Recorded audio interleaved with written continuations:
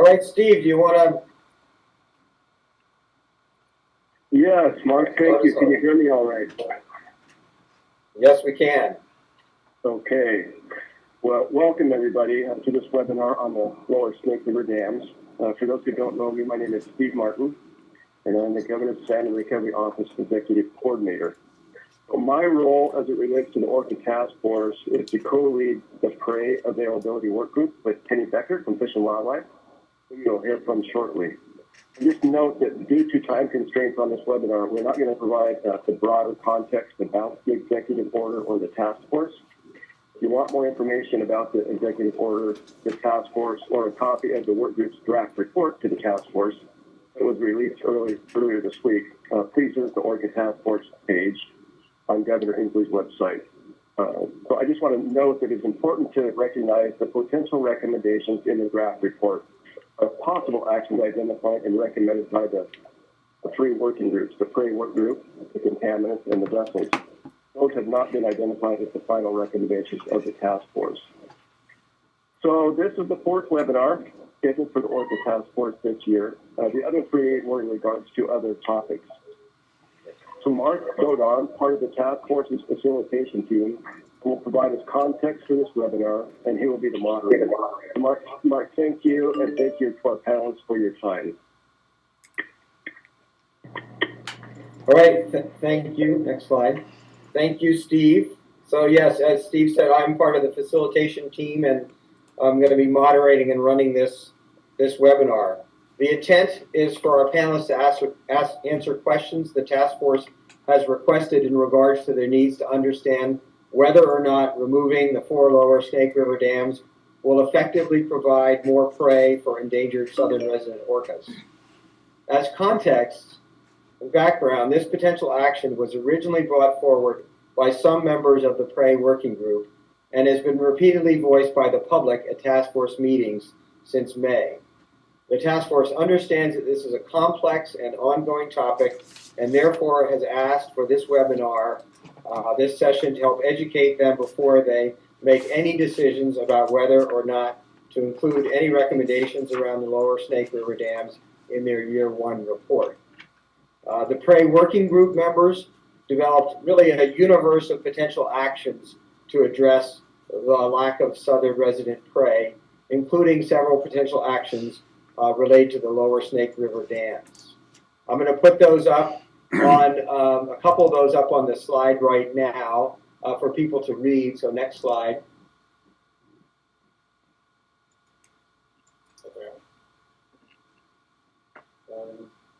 Yeah, two actions were voted on by the task force members in a straw poll, and 2 of them rose to the top, but all of them are still under consideration. So next slide, please. So this is the first one. The governor expresses support for the NEPA process. The second one, the governor hires a neutral third party to initiate development of a forum to begin developing a regional approach to understanding this issue. Next slide. Third one is related to funding hatchery production associated with Chinook abundance due to dam removal. Fourth one is to advocate that the Army Corps universally make a decision to stop operating the dams. And the fifth one is an executive order. This is not the only options that could be considered, but this is ones that have been brought forward by the working group and are under consideration right now. So again, the purpose of this is to provide the task force members and others with a better understanding of the issue of the lower Snake River dams. So with that, I want to turn it over to Penny Becker, the co-working group, prey co-working group chair, to provide some more background information on the relationship between the southern resident orcas and the Snake River Chinook. Penny?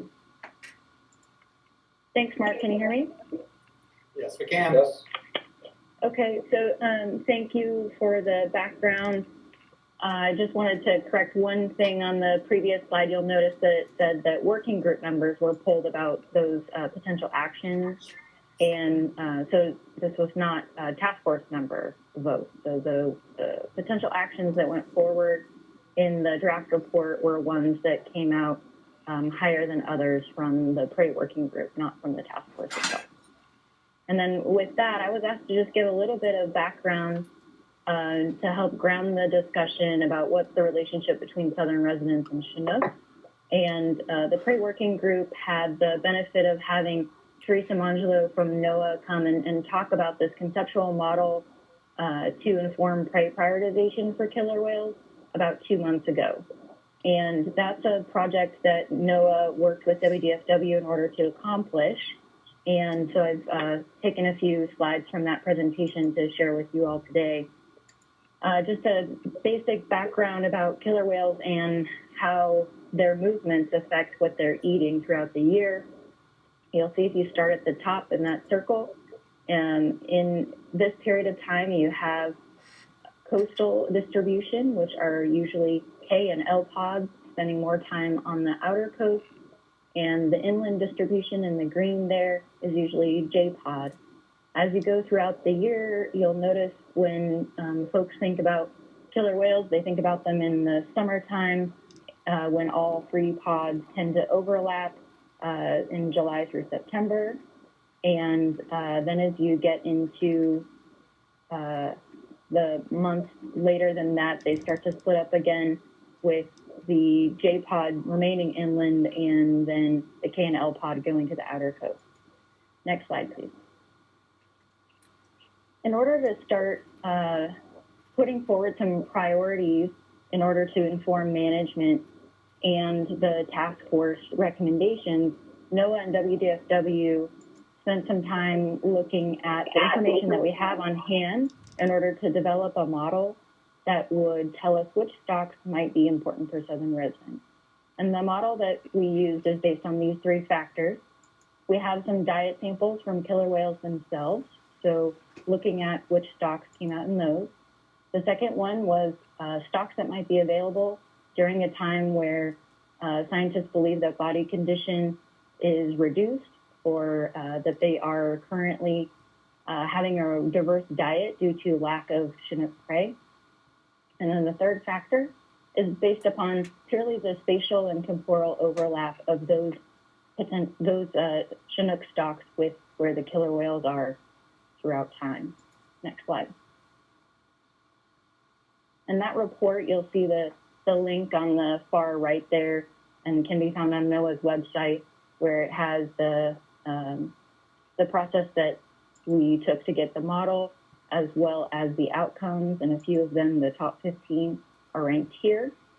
I would say one important thing to say here, and several panelists are probably going to talk about this priority list in their talk as well, but this is based on a model. It's the first crack at trying to do a prioritization. It's not intended to say that number 1 is much more important than number 5. It's intended to say that we know that these are definitely important, and as we get more information in the model, number 1 and number 3 and number 3 and number 6 could certainly change in the ranking over time, but we know that there are definitely stocks that are important that should be a target for our management work. Next slide. And so as a take home, a few things that we've talked about in the prey working group and certainly in several of our agencies as we're doing management for killer whales is that priority stock shows that there are several different stocks that are really important for southern residents, and that's affected by where they are in space and time. You can see on that list that Snake River stocks appear in the diet samples and had overlap in space and time, and therefore they were high on that priorities list.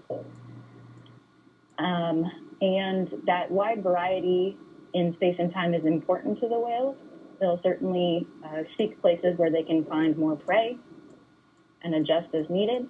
And the contribution of a single river as prey for southern residents is likely to change over time and be related to how the other river stocks are doing, with the whales adjusting as they can throughout time in order to find prey. I think that's all I had for you. All right, thank you. Next slide. So I want to thank our distinguished set of panelists here. Karen Connolly from Bonneville Power Authority be speaking about Bonneville situation, the energy aspects.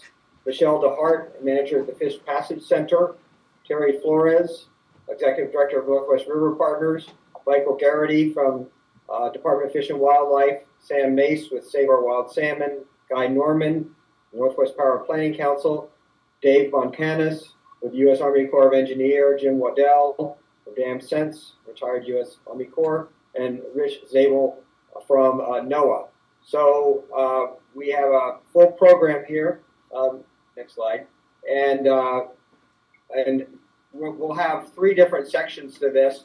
One sort of looking at the science and digging more into the data and the information about what changing the status of the dams would do for prey availability, the process around what's going on now with the dams and looking at the dams and removal of those, what would that take, what's involved with that, and then looking at the impacts and costs, what's the impact to the energy system, what's the impact to the irrigation in the communities that would be most affected. So you'll have a chance as task force members and as working group members, if task force members don't have enough questions, to ask questions at the end of each section. And the way to do that is to submit your question using your chat function on your computer screen to me, Mark Donal, in this format. Your name, so I know who's sending it in, your question, and for which panelist you're directing your question to. I will be taking the questions in order in which they're received when we get to the question period,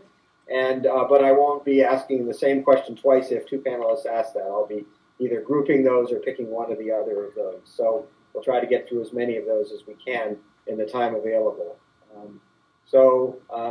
Next slide. As I said, we have three different sections here: prey availability, the process, impacts and costs. And we'll start with Rich Zabel from NOAA giving us beginning to answer the question. Next slide. What is the estimate of potential increase in Snake River Chinook availability as a result of dam removal? Rich will give an overview of this, as will Michelle DeHart, and then Guy Norman will add some additional thoughts and has a small slide as well. So, Rich, take it away.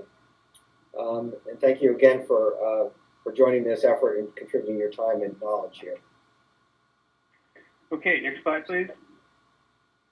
Thanks for the opportunity to talk today. Next slide. So this is the same table that was just put up. It's the prioritization table and the highest priority starts at the top, and it goes down in priority to the bottom. This is page 1 of 2 pages. I guess the point I want to make here is that the southern resident killer whales rely on a wide variety of populations of Chinook salmon. The arrows point to populations coming out of the Columbia River. And so there's quite a few populations in the Columbia River that contribute to the southern resident killer whales. Next slide. But only 2 of those come out of the Snake River.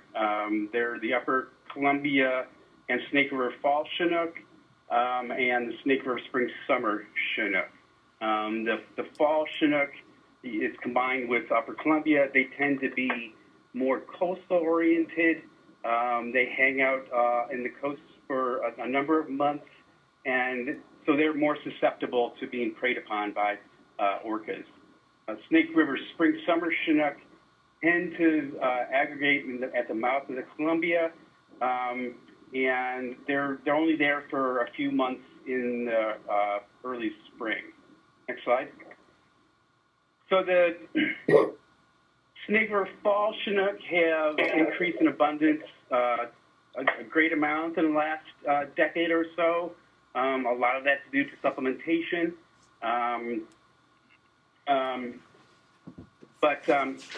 Next slide, please.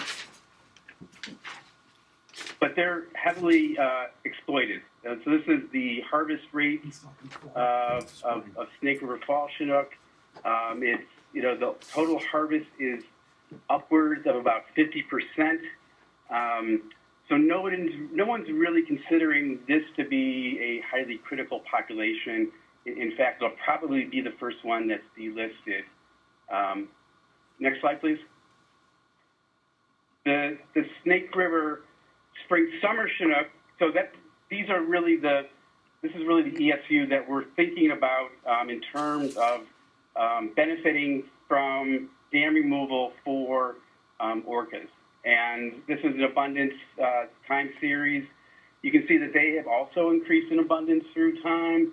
And 20% or so of the last dozen years or so of the returns have been natural origin fish, and approximately 80% have been hatchery origin fish, which raises the question of no one's quite certain what will happen to that hatchery segment of the population because a portion of those hatchery fish are there because of mitigation for the existence of dams. If the dams go away, it's uncertain about what will happen to the hatchery fish in the future.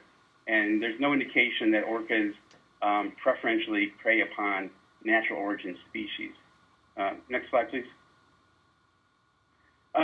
So this is a time series of pit tag mark recapture data that we produce every year. And this is survival, direct survival through the lower snake dams. It's relatively high. It's averaged about 70 to 80% for the past 20 years or so. So really, there's not really a lot of gains to be made to direct survival by taking out the Snake River dams. And there would still be some mortality in a natural river system. Next slide, please. So really it gets down to any substantial benefit to dam removal will be realized through decreases in latent mortality.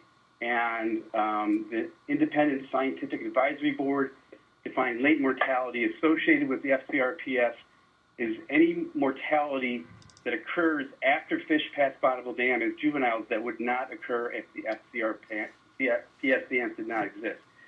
So this is really the hypothesis here is that things like stress or injury from passing the dams or delay in arriving the estuary would impart mortality that wouldn't be realized until after the fish pass through the hydro system. Next slide. But the ISAB also said that the ISAB concludes that the hydro system causes some fish to experience late mortality, but strongly advises against continuing to try to measure absolute latent mortality. Latent mortality relative to a damless reference is not measurable. So we at NOAA basically have heeded this advice, and when we do modeling of dam breach or other things that impact the lower Snake River dams, we look at a range of estimates of latent mortality. We don't try and put a point estimate or confidence bounds about those estimates because we don't think that's possible based on what the ISAB said. Next slide, please. So what are we doing to model the breaching of Snake River dams? We're currently working with the Columbia River Systems Operation NEPA analysis to do a dam breach scenario. That's active involvement right now. I think a later speaker will talk more about this. I think we plan to have results within a half year or so. So we don't have any abundance estimates now, but the way our approach will be, we'll use life cycle models for specific populations to estimate increases in abundance. And I will say that we will implement a broad range of assumptions to represent hypotheses of latent mortality. So there's a wide range of views out there on how big this latent mortality is. It really is the most important aspect of dam breaching. If it's small, we probably would not get much benefit from dam breaching. If it's large, we get a lot of benefit. So at this point, we're exploring a broad range of hypotheses about latent mortality. Next slide, please. And this is just to reiterate what Penny said about the temporal and spatial distributions of southern resident killer whales. In the summer, the JK and L pods are in Puget Sound. In the fall, winter, and spring, the K and the L pods migrate along the coast as far down to California. They consume Chinook prey from a number of different rivers during this period. But the J pod doesn't really go down to the Columbia River. So the J pod could possibly eat some Snake River Falls Chinook, but it's unlikely that they consume many Snake River spring-summer Chinook. And I will point out that the J pod was the pod that received a lot of attention for the emaciated J50. Next slide. And that's not to say that there's not other reasons to consider dam breaching. Snake River sockeye are critically endangered. There's steelhead populations throughout the Snake and Clearwater rivers. But there's also costs. There's BPA now funds a fairly rigorous habitat restoration program that will most likely go away, and we would like to see that the habitat restoration activities continue, at least for the near future. Next slide. And that's all I have. Thank you. All right, thank you, Rich. Very helpful. Our next presenter is Michelle DeHart, from the manager at the Fish Passage Center, who will present information on the comparative survival study as it relates to this topic. Michelle? Hello. Next slide. So, I'm Michelle DeHart. I'm the manager of the Fish Passage Center and the project leader in the comparative survival study. The comparative survival study is a collaborative project of River Intertribal Fish Commission, Idaho Fish and Game, Oregon Department of Fish and Wildlife, Washington Department of Fish and Wildlife, and the U.S. Fish and Wildlife Service. And the Fish Passage Center provides technical support in this project.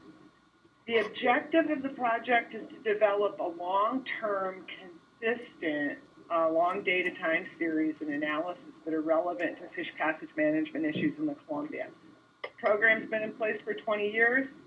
The data analysis are all public. They're reviewed annually by the Independent Scientific Advisory Board. CSS analysis incorporates ocean and river and variables affecting salmon life cycle from smolt to adult return. Next slide. So why include dam removal in CSS analyses? Because in 2016, there was a federal court order that ordered the federal agencies to look at major overhauls of the FCRPS, including potentially breaching or removing the 4 lower Snake River dams. In 2017, the CSS project included life cycle analyses of dam removal along with 4 different spill scenarios compared to the biological opinion. That document's been out. It's available to you. It's on the Fish Passage Center website. Next slide, please. So in doing this, these life cycle analyses, including spill and dam breaching, we used 3 different approaches, 3 lines of evidence. One was CSS life cycle modeling that starts with the population in the Grand Ronde River Basin.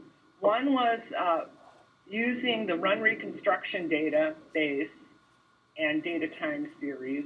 And one was using the more recent PIT-TAG database and analyses that we have. So all 3 of these analytical approaches concluded that the highest smolt to adult return rate results from dam breaching. This was part of the 2017 annual report. It was reviewed by the ISAB. Now, full disclosure here, the ISAB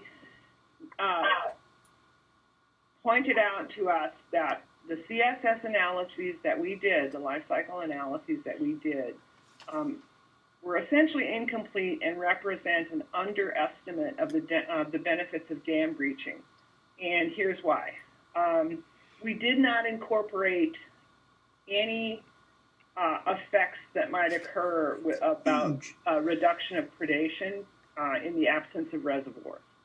We did not incorporate the effects of decreasing water temperature in the Snake River in the absence of reservoirs. We did not incorporate potential for additional or new main stem spawning habitat for fall Chinook, and we did not incorporate the effect of having more adult seeding habitat and therefore the production in the tributaries. So that's to say that this is incomplete. We recognize it. It's a work in progress. We will be working on those things. Next slide. Now, the question that the predator subgroup asked us was, what small to adult return rates would result from breaching the 4 lower Snake River dams? And how would that equate to numbers of fish at the mouth of the Columbia? So on this slide, you see small to adult return rates that are predicted from these model analysis. Keep in mind that my screen just disappeared for some reason. Hello? Oh, are you still Hello, there? we're bringing it back. Anyway, I remember this. So what you have in front of you is the observed in the red line, biological opinion, spill of 115, 120, spill of 120, spill of 125, and breach plus 125 means the 4 lower Snake River dams are gone, but you're spilling 125 at the 4 lower Columbia River project.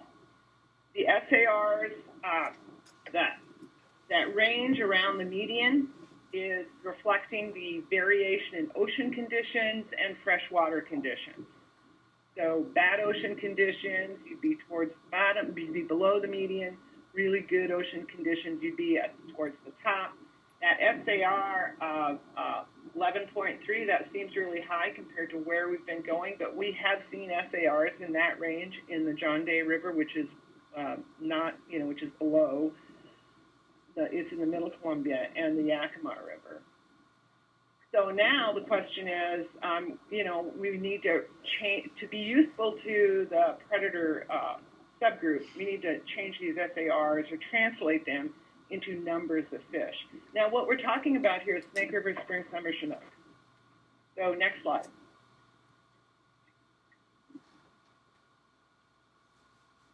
Okay, so in translating those SARs to numbers of fish at the mouth of the Columbia, we went to the estimates that are generated by the USB Oregon Technical Advisory Committee.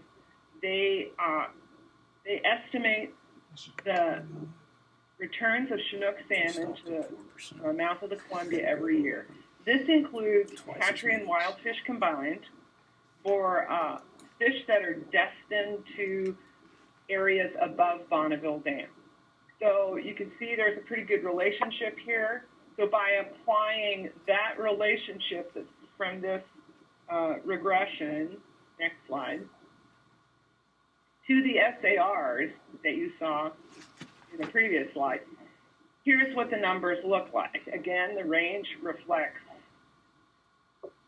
variation in ocean conditions and freshwater conditions, and you can see that that breach plus 125 gives you the largest response. Next slide. So the combination of dam breaching and increasing spill in the Middle Columbia gives you improvements in returns compared to the buyout spill returns that we have now. And that's what the table is showing you. It's showing you the median for each of these scenarios, operation scenarios, and it's showing you the range. And again, the range is reflecting the variation that happens due to ocean conditions varying and freshwater passage conditions varying. And that's the answer to the very limited question that we were asked. All right, thank you, Michelle. Guy Norman is next up and is has a chart about the baseline, which is one of the sub questions under this question about the estimate of availability of Chinook as a result of dam removal. So, Guy, do you want to talk a little bit about your thoughts on this question and this slide? Yeah, thank you, Mark. And I'll just offer some brief perspective on the historical estimated return of Chinook salmon to the Snake Basin, natural spawning fish, and the 50-year average. And what you have in front of you with this slide is actually a 55-year average, 1962 to 2017. And these are a number of Chinook, both fall and spring Chinook, hatchery and wild, that have been counted over Ice Harbor Dam since the dam was in place in 1962. And the thing to note about this trend is a downward trend through about 1999, and then a strong upward trend post-1999, with a recent year, last couple of years, a bit of a downswing, but larger than pre-2000. I think the increase in the latter years likely associated with some actions in the interior basin, including dam passage survival improvements, as well as habitat restoration and a number of other predation management and other actions. This, though, compared to the historical returns, most recent estimate that was actually developed this year in a process that NOAA is sponsoring called the Columbia River Partnership. Local scientists estimate the historical average should be about 1.1 million. Also in that process, there is an expectation that certainly the potential for natural fish, there's potential for increase, but far less than reaching the historical average, just based on limiting factors, habitat availability, and other limiting factors throughout the life cycle. So just quickly, I wanted to just give a little perspective also on what I think needs to be considered associated with what increase would occur with dam breaching of Chinook to the Snake River. And I think Michelle covered some of that, but I think obviously dependent on other limiting factors, in addition to the Snake River Dam passage or a no dam passage survival. But also, I think we need to make sure that any increase expectation is relative to what the expectations are with the non-breach option as well. That would include operation changes, etc. So some of what Michelle put out did that comparison. Also, I think a consideration would be what is the hatchery situation. Certainly, this 50-year baseline in front of you includes hatchery plus wild fish.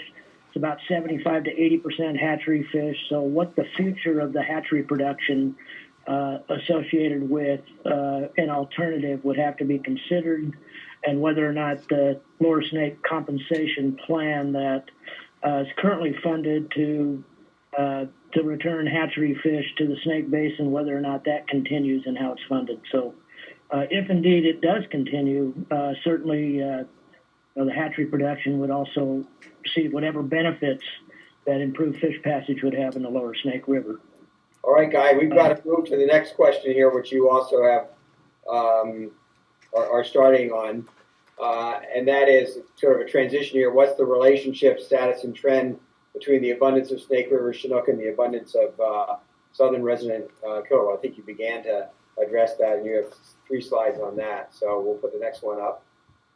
Thank you. All right, Guy. Yes, thank you, Mark. So what is presented here is returns from 1980 to the Columbia River mouth of Snake River spring, summer Chinook.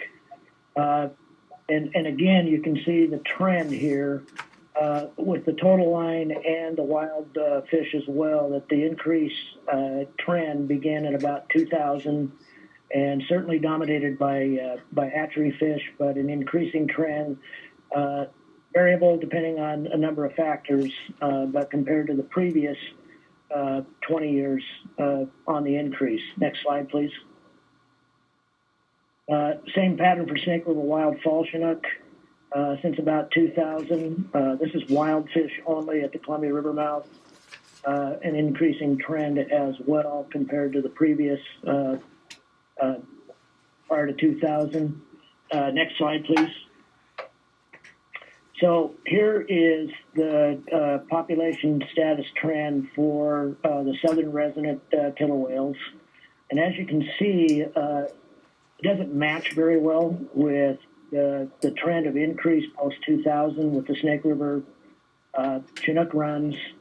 A downward trend starting about 1995 with an upward trend prior to that. I would note, however, that there is a significant increase between 95 and 2001 overall, and that is a period in the 90s when there was an abundance of both Puget Sound and Columbia River Chinook in general. So some other things to think about. I know that it's not just abundance, as I think as Rich Zabel indicated earlier, that there's some critical times, like the late winter, early spring, when spring Chinook are present around the Columbia River mouth. High fat content of spring Chinook compared to other Chinook stocks, so it could be very important at a critical time of the year. Another thing to point out is that the lower river spring Chinook stocks have a more southerly distribution overall than the Snake River spring Chinook. So they have more time intersect, presumably with southern residents than the Snake River fish. All of those, both lower and Snake River fish, are present at the river mouth during the late winter and early spring. Thank you.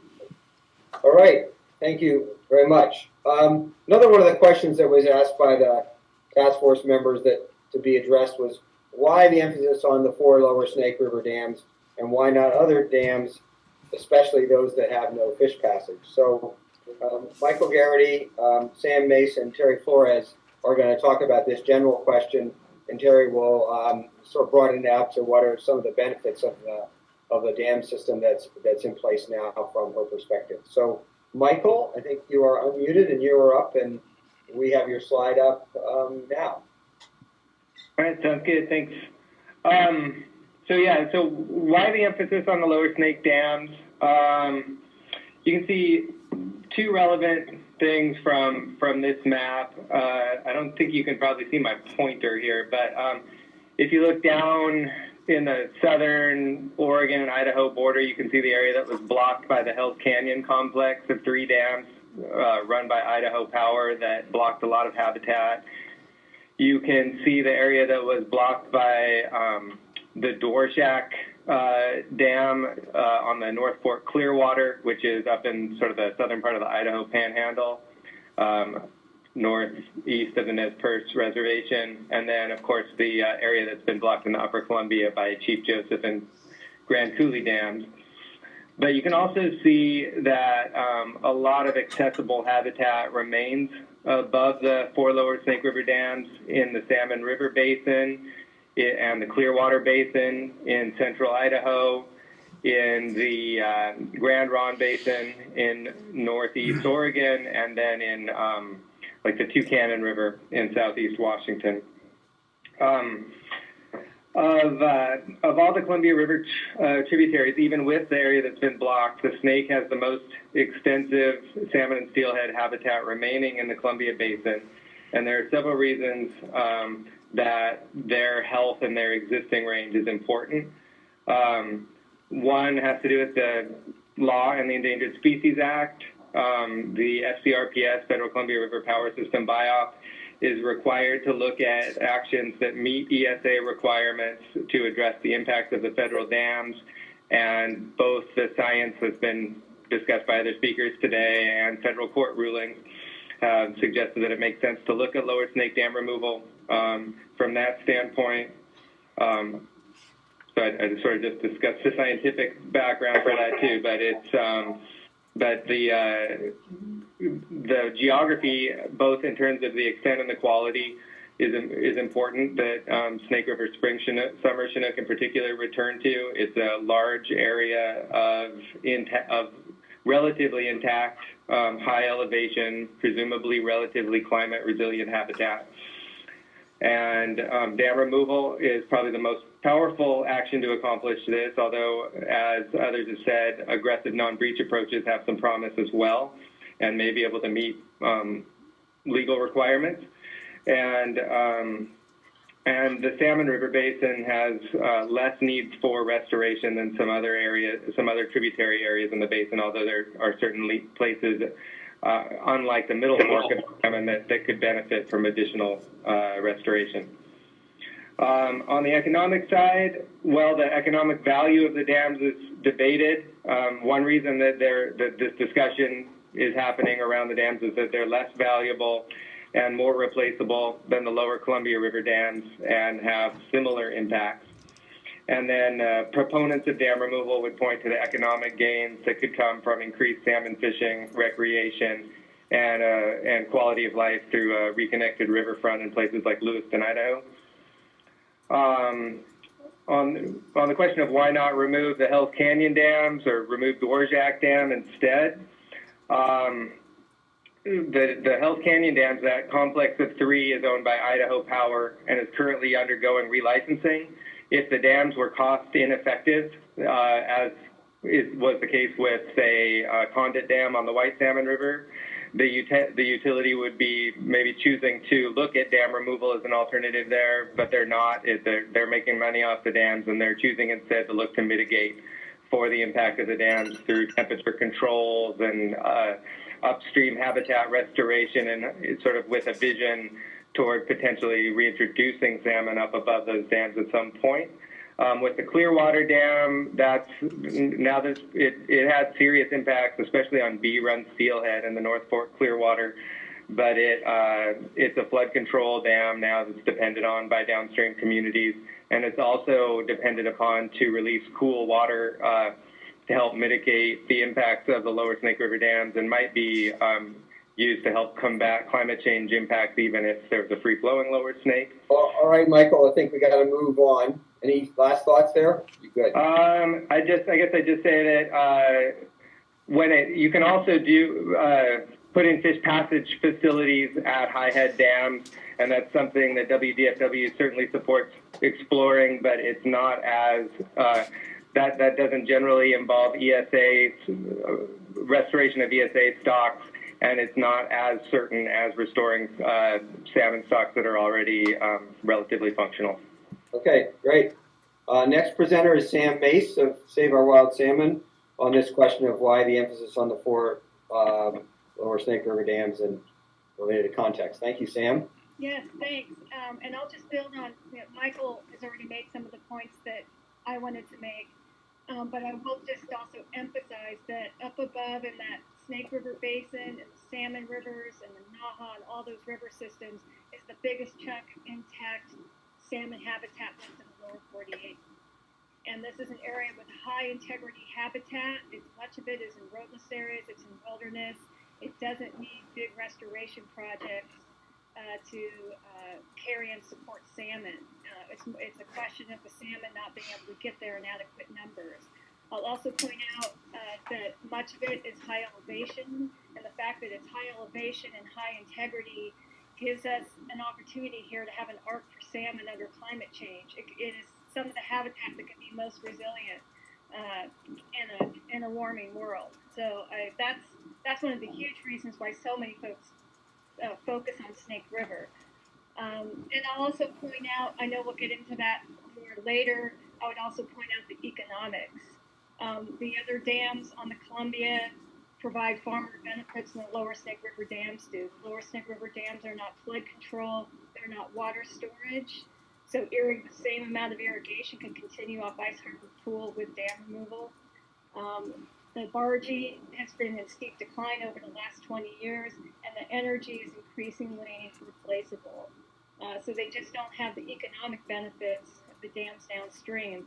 The third thing I'll point out too is that those reservoirs get extremely hot. The Snake River goes through a desert, if anyone knows Eastern Washington, and the temperatures behind those dams get incredibly lethal, up into the 80s, for instance, especially behind Ice Harbor Dam.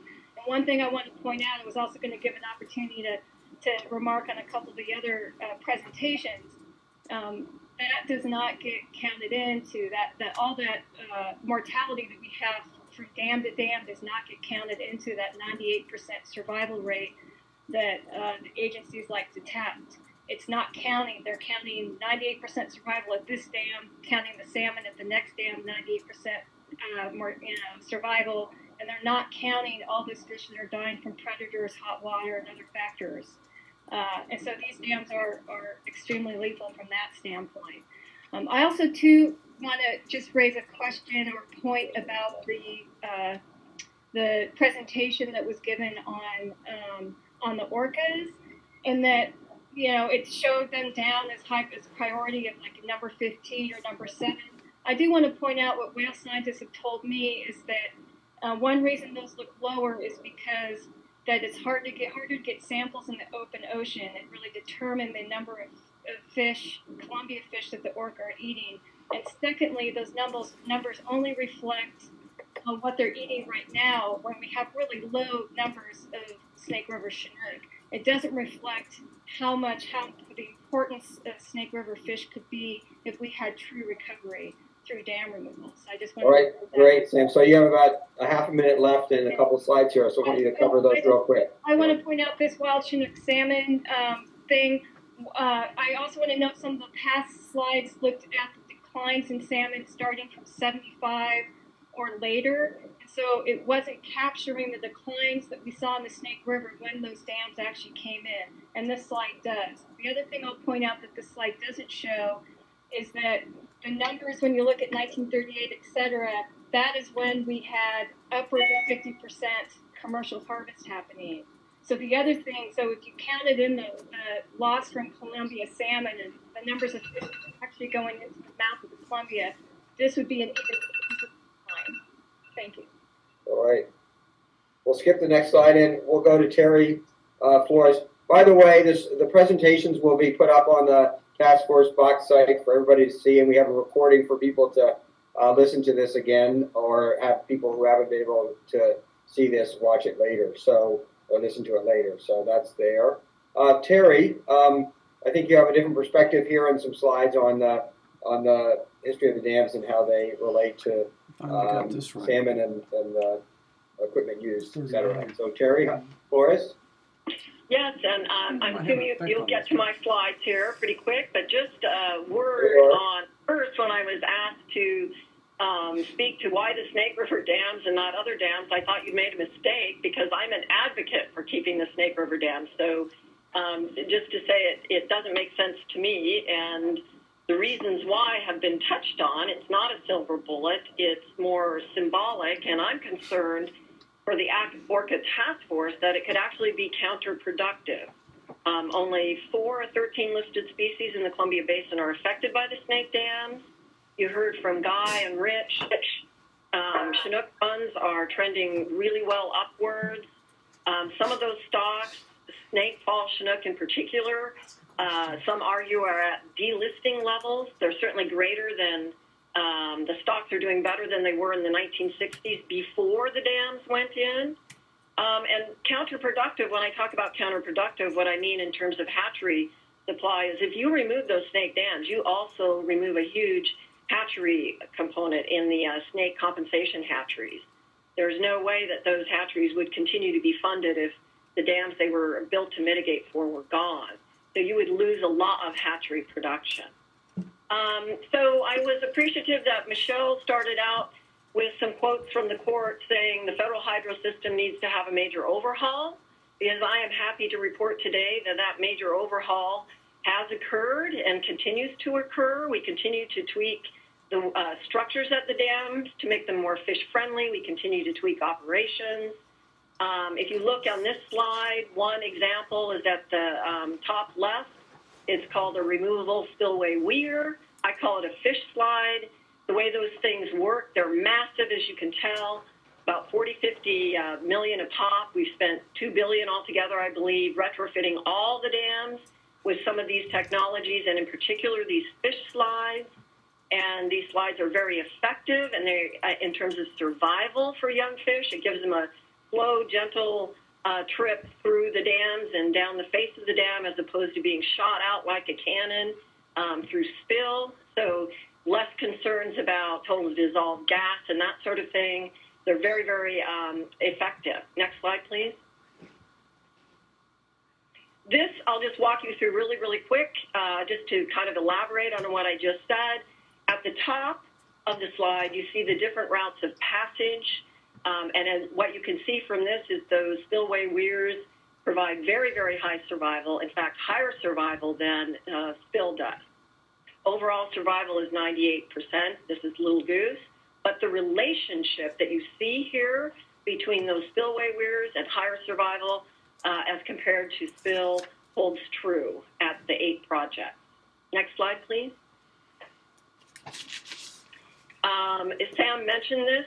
She's absolutely correct. These survivals that we see here, these are measurements that are taken after installation of all these surface passage technologies and fish slides. They're very, very high survivals. These survivals are similar to undammed rivers. And one thing I really want to make a point out of is 100% survival does not exist. Mother Nature is a harsh mistress. As fish go downstream, juvenile fish go downstream, there is a lot of mortality. Whether they're dams or no dams, these survivals that you see are similar to undammed rivers like the Fraser River to the north. Next slide, please. And I don't need to belabor this one at all because you've already seen some slides from Rich and Guy, but this maybe gives you a little bit broader picture in terms of where we've been and where we are now. The overriding factor, any credible scientist will tell you, the overriding factor on adult returns is ocean condition. So when you see variability, keep in mind on this slide, the dams are in place through all of this, and you see the fish runs go up and down. The variability that you're seeing is ocean conditions in large part. There's other factors too, of course, but that is an overwhelming factor more than spill or dam removal or anything in terms of these fish.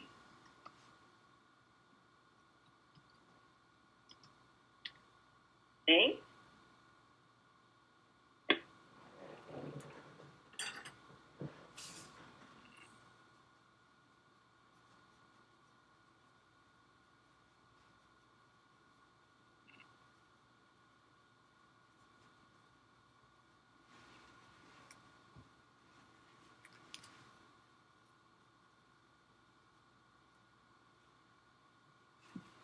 You guys still there?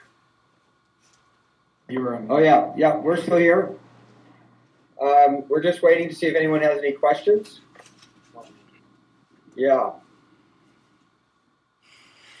We have a couple minutes here for questions. Thank you, Terry, for your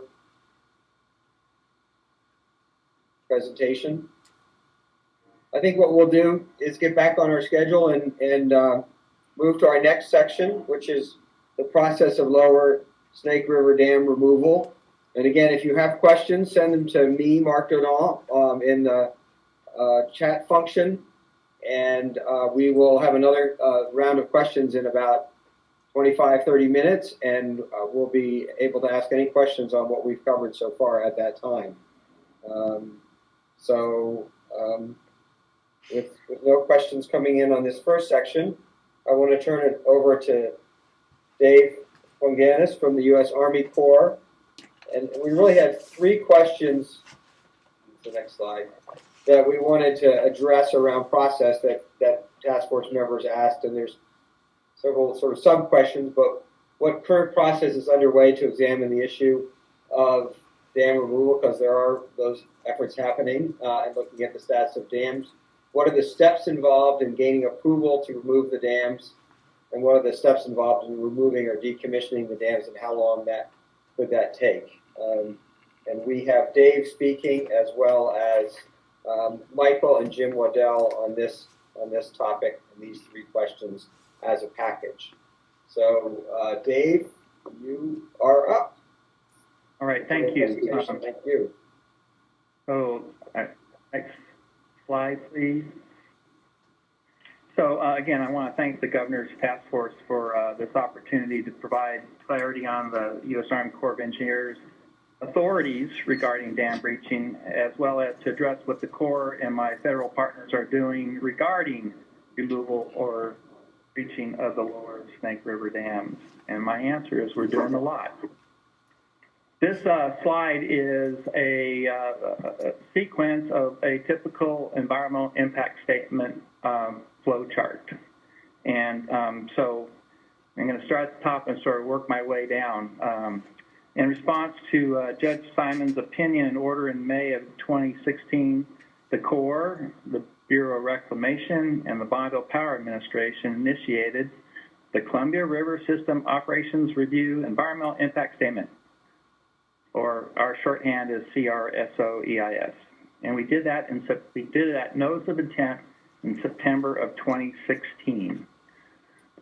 The scoping process was intense. We had 16 scoping meetings throughout the basin and received over 400,000 scoping comments.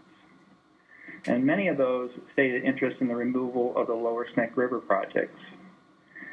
In our May 2018 public update webinar, we informed the region that breaching of the 4 lower Snake River dams is one of those alternatives that is being examined in the EIS.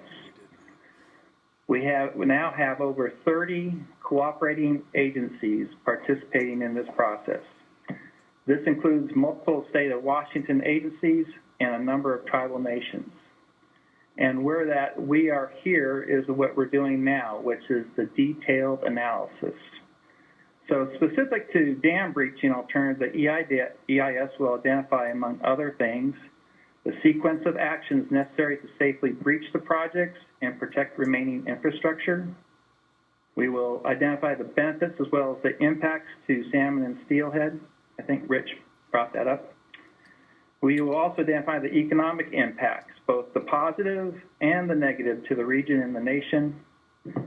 We have to look at cultural resource protection, and there are many other physical, biological, and social effects. Of course, we will also produce an estimated cost of dam breaching and mitigation measures. Per the court order and as listed on this slide, we are scheduled to release a draft EIS in the spring of 2020 for public comment, and then a final EIS resulting March of 2021 with a record decision by September of 2021. Folks have asked us the cost of doing all this. An April 2017 cost estimate of $81 million for the completion of the EIS was based on the 3 co-lead agencies' scope of work at that time. This cost estimate is subject to change if the scope of work changes. For example, if we increase the number of alternatives or we determine there's other specific project features we need to examine. Also, I want to clarify a couple of terms we've been referring to. I've been referring to dam removal or dam breaching. We've also heard other terms used in terms of decommissioning, mothballing, or placing projects in non-operational status. Today I'm going to be using 2. The first one is dam removal. And dam removal is the total removal of all physical features of the project. It's the soil embankment, it's the concrete spillway, it's the navigation locks and guide walls, and the powerhouse. When I use the term dam breaching, this refers to the removal of the soil embankment. The spillway, navigation lock, and powerhouse are left in place, and the river is routed around those facilities. Breaching or removal of Snake River dams also includes many other actions. Can I see next slide, please? This graphic is directly from page 19 of the Lower Snake River Juvenile Salmon Migration Feasibility Report and Environmental Impact Statement. That was completed in 2002. It notes many of the engineering considerations for removing the embankment and breaching a dam. There's also an Appendix D from that 2002 study that provides a detailed list of the engineering factors developed at that time using what we understood about dam breaching. We also need to consider short and long-term safety factors during a controlled drawdown.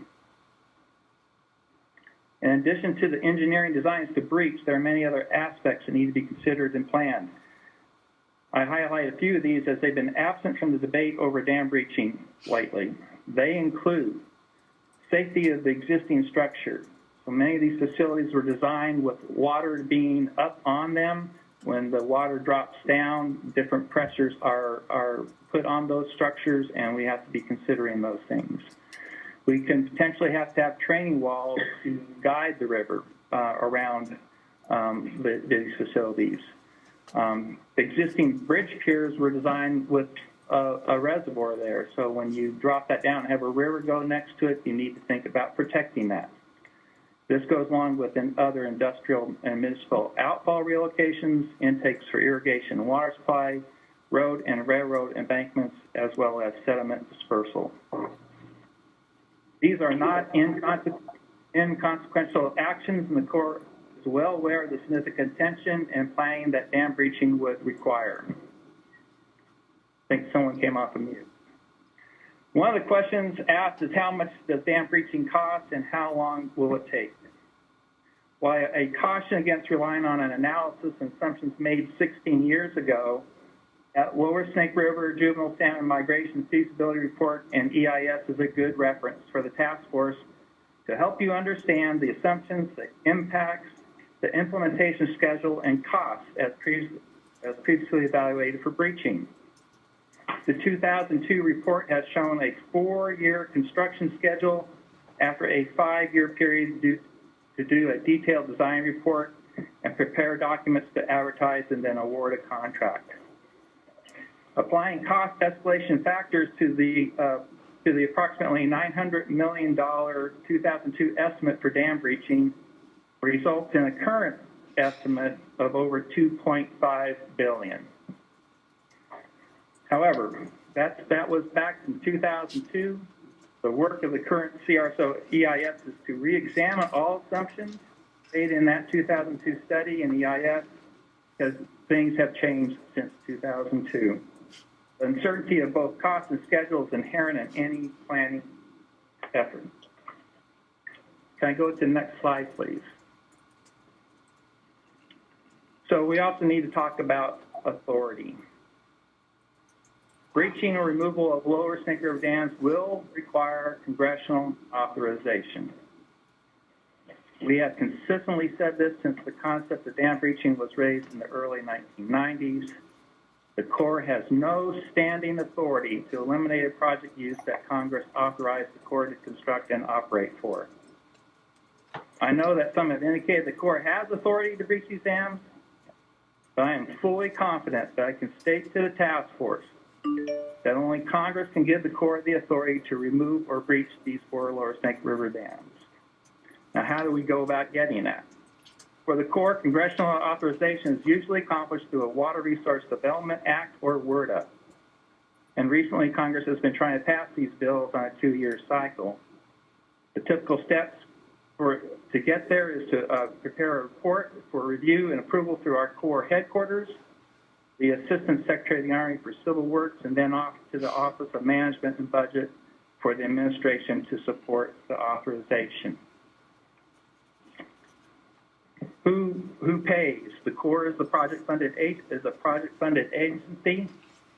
What I mean by that is Congress appropriates funds for specific projects, and those funds cannot be used for other activities. There's a question of whether the Corps can accept funds from BPA for dam breaching. The answer is no. The Corps has very specific authority to accept direct funding from Bonneville for the operation and maintenance associated with hydropower facilities and capital improvements. Additional authority would be required from Congress for the Corps to accept funds from BPA. I'm providing some detail here on the appropriations and authorization process because it'll take some time to work through these through the federal process. Just like any other water resource process, the Corps has to follow these if breaching the 4 Snake River dams is recommended as a course of action. So in summary, we're working very diligently to complete the CRSO process on the court-ordered schedule. The Corps does not have authority and would need to seek that authority to breach Snake River dams. In addition to obtain authorization, appropriations would need to be funded. Until that time occurs, the Corps must operate and maintain these dams for authorized purposes. I'm going to offer Karen Connolly a second to talk about BPA funding as well. Thanks, Dave. I just wanted to step in because folks have also asked Bonneville whether or not we could provide funds, and as David said, the Corps' opinion is they can't accept them. Bonneville's assessment as well is that we do not have the authority under our statutes to fund this activity without additional congressional authorization. All right, thank you. Okay, thank you very much. Our next speaker to provide additional context and thoughts on this question is Michael Garrity. Michael, are you ready? Yeah. All right, 2 minutes. All right. So in terms of what role, are we on what role do tribal nations and other entities have? Is that you're just on these 3 questions. Yeah, you were going to address what roles the tribal and what the state does as well. Okay, got it. Address that part of it. So yeah, I think the NEPA process covers it on number 1. State of Washington is involved as well. Several Washington agencies are involved as cooperating agencies. I agree with previous comments on what steps are involved. There have been more streamlined unilateral decisions by the Corps in some other contexts around the country, but I think the way it was described here is accurate and would depend on authorization and federal legislation and appropriations. And yeah, I don't have much to add there. I do think that, you know, one of the measures I think under consideration by the Orca task force is some like a stakeholder dialogue, and I'm not sure when the right time for that is, but that kind of conversation could help answer some questions with community input instead of, you know, solely relying on something like an EIS, and would probably be helpful in making that process go more smoothly. Great, thank you. I have received some questions along the way to that first section, so at our next question break, we'll start with those questions. So thank you, folks, for sending those in. Our next speaker is Jim Waddell from DamSense, who has a short presentation. Jim, you have about 8 minutes here to present your approach to this, to these questions in this issue. All right, thanks. Whoops, let's see. All right, thanks, Mark. Can you hear me now? Yes, we can. We can hear you. Okay, good. You know, the issue about authorities, Dave used the term "we" have constantly said, and it's true. Northwest Division has said that for years. But like most districts and divisions throughout the Corps, they would love to believe that only Congress could authorize the closure or placing of a project into a non-operational status. That's simply not possible for the Corps of Engineers to operate in that kind of an environment. And they do this frequently to put projects into a non-operational status. And so while that may be the Northwest Division, it's a policy the Corps of Engineers would be loath to accept. And so I think this is still an important consideration, that these projects can be placed into a non-operational status without further authority. Next chart. The 2002 Environmental Impact Statement was pointed out, and what's important about this document is many of the things that you've talked about in terms of procedure and policies and cost and so forth are included in that document. And so we have in hand an existing NEPA document It's gone through the rigors. It could be updated very easily. We worked with NEPA folks in the Corps of Engineers that have done this kind of stuff, including myself, who worked on this same report back in Walla Walla districts. And so we've got a handy tool available here. Okay, next chart. This letter from the Secretary of the Army affirms the fact that the 2002 EIS is the document that's used for mitigation activities on the dams today. And it also has in it, she points out, that the report has a dam removal alternative in it. And so I think it's important to remember that it's the only viable alternative left in this active EIS.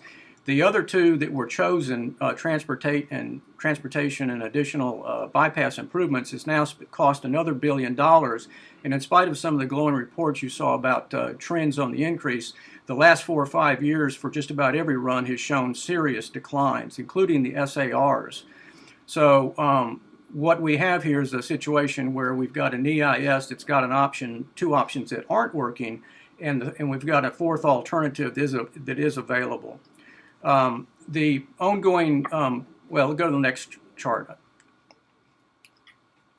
The other thing that we have to remember is that this ongoing litigation over the biological opinions, nor the court order's order for a new EIS, constrains the Corps from doing something now. They have a fiduciary responsibility at any time to protect the public interest, whether it be economic or environmental. These dams are a situation where both of them are in a bad situation. The economic benefit on these dams right now is well below 1 from an economic standpoint. And notwithstanding what BPA may say about their cost on these things, when you add up all the costs and the debt that Bonneville is accruing over these dams, their total debt's up to around $16 billion. This is a fundamental reason why both Bonneville and the Corps of Engineers would certainly want to get these dams breached as soon as possible. Next chart.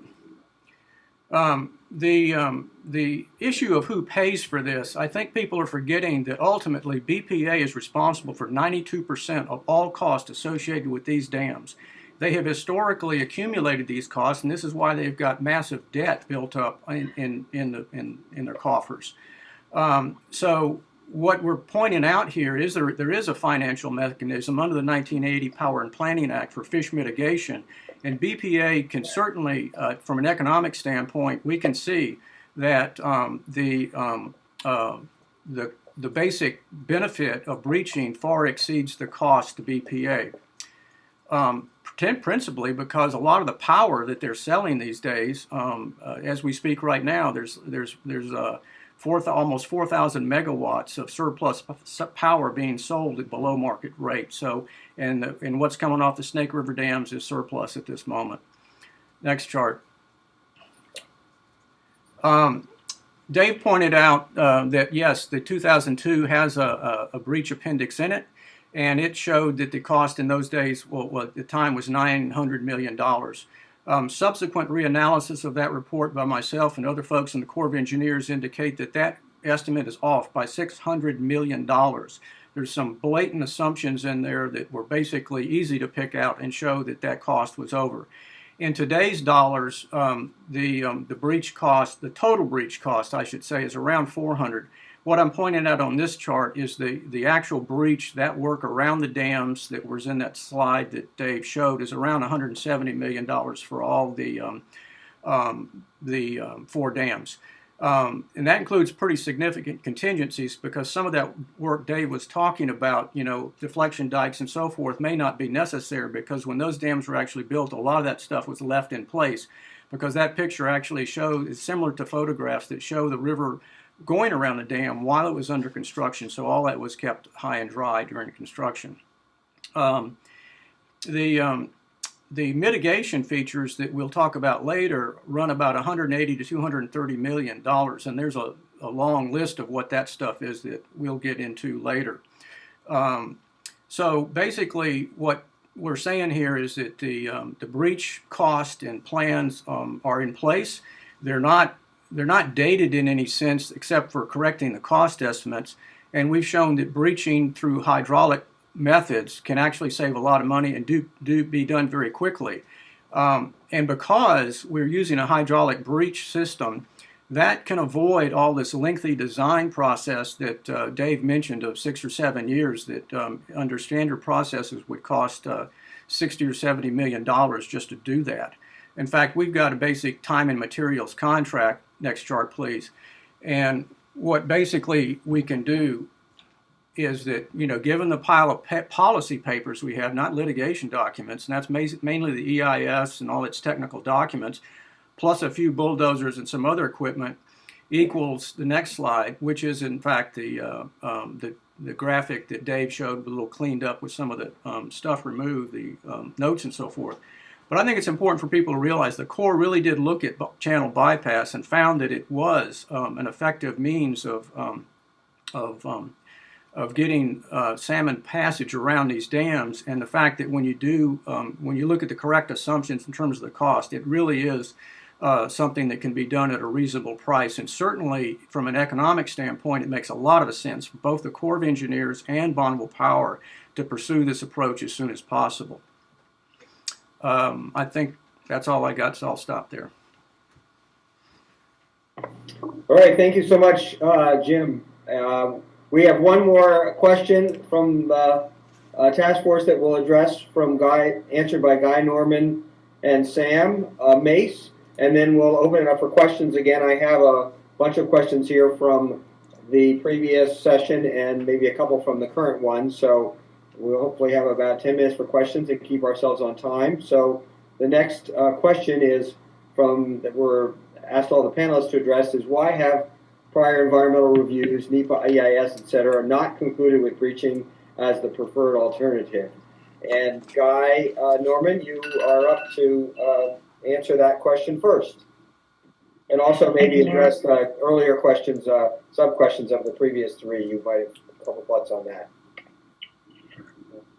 Well, thanks, Mark. So Dave Ponganis referred to the 2002 NEPA process. In that process, there were 4 alternatives that were considered and evaluated. One was maintaining existing conditions. Another one, number 2, was maximizing the transport of juveniles and barges around the dams. The third alternative was major system improvements to improve fish survival, and the fourth was breach.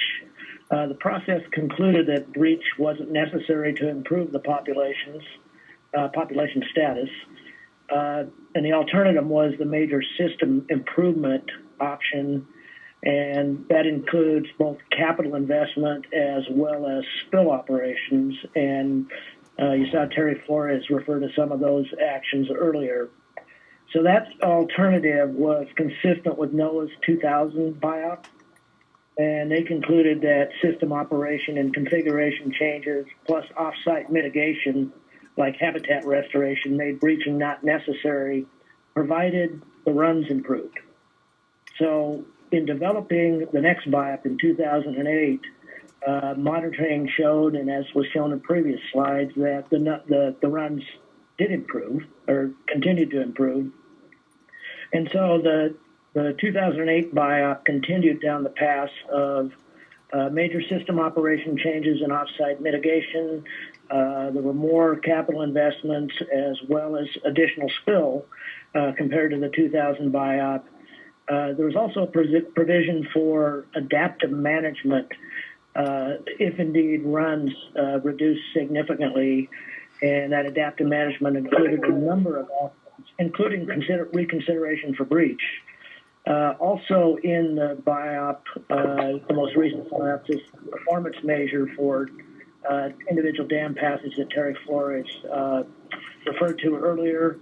And I think, as Dave also indicated earlier, the 2014 BIOP was challenged in court, and the NEPA process was ordered by the court, and that brings us where we are today. Thanks.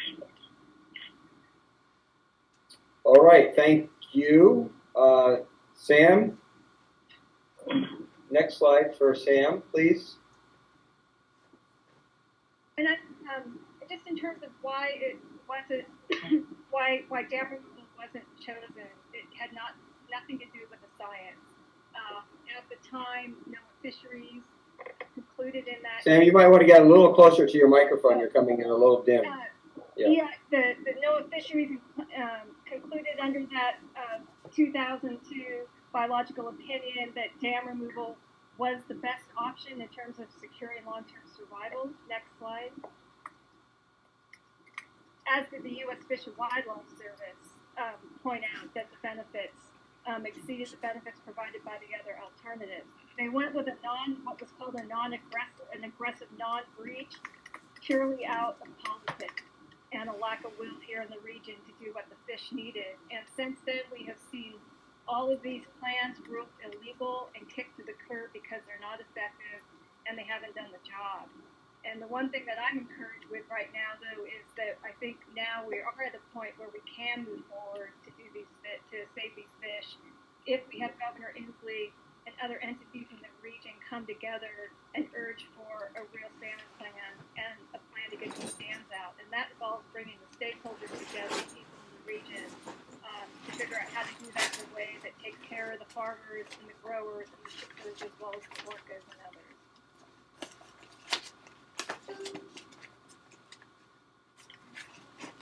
Are you done then? Yeah. Great. Okay. Thank you then. We've got somebody who's typing away and not on mute. So everyone, please check your mute. I just muted everybody. Okay. Everyone's muted. So we have a couple questions here from earlier. Amy Withrop asked the question. This is for you, Michelle. Does the prediction provided does the predication provided by CSS upwards of 1 million for best case scenario, maybe that's prediction, take into account lost habitat upstream of dams, and does this number assume the same hatchery production? That number is just based on fish at the mouth of the Columbia River, and it does combine hatchery and wild. That's hatchery and wild as it is. So when you're talking about hatchery production upstream, what's important to remember is if a situation was going forward that involved breach and therefore not, as I think it was Terry referred to, those mitigation programs would go away. I think a rational plan would be you would have to maintain that hatchery production until natural stocks could reassert themselves, reestablish themselves. Because right now, you are not getting replacement smolt to adult returns on those stocks, not even on the hatchery stocks. So, yeah, that number was hatchery and wild combined. It was predictions to the mouth of the Columbia River.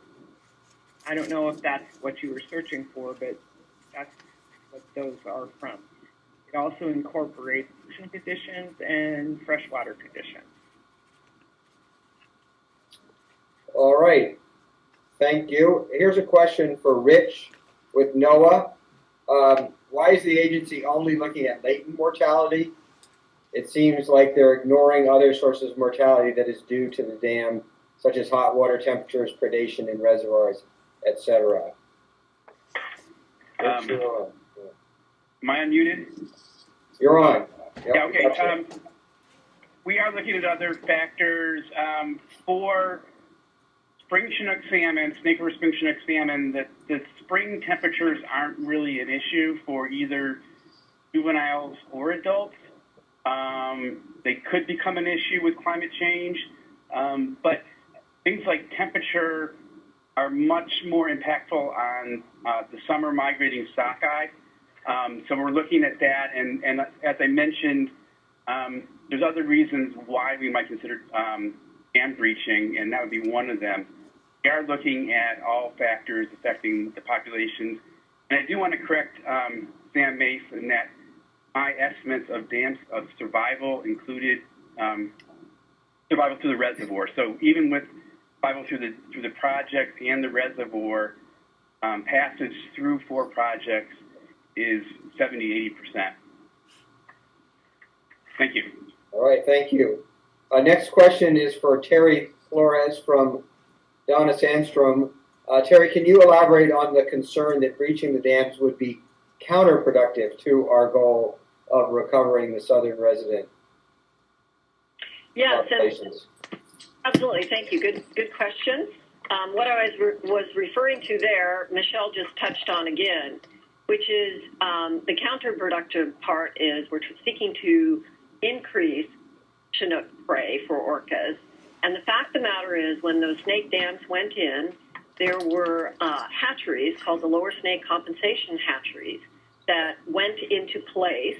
And just to give you a sense of that, there's 28 facilities throughout the Northwest in 3 states that are deemed lower snake compensation hatchery. So they produce, I don't know, maybe 140 or 150,000 hatchery fish, some portion of which is Chinook, which we know is the preferred for the orcas. But if you remove the dams, dam removal is the mitigation. And I can tell you that those hatcheries are funded by Bonneville's customers. And if the reason for their being were to go away, which is to offset and mitigate for the impacts of those dams, they would not be paying for those hatcheries and they would be closed down.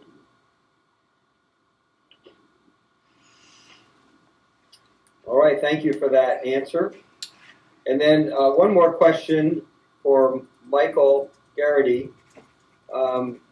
Please address the decline of the orca population, which depends upon your return data.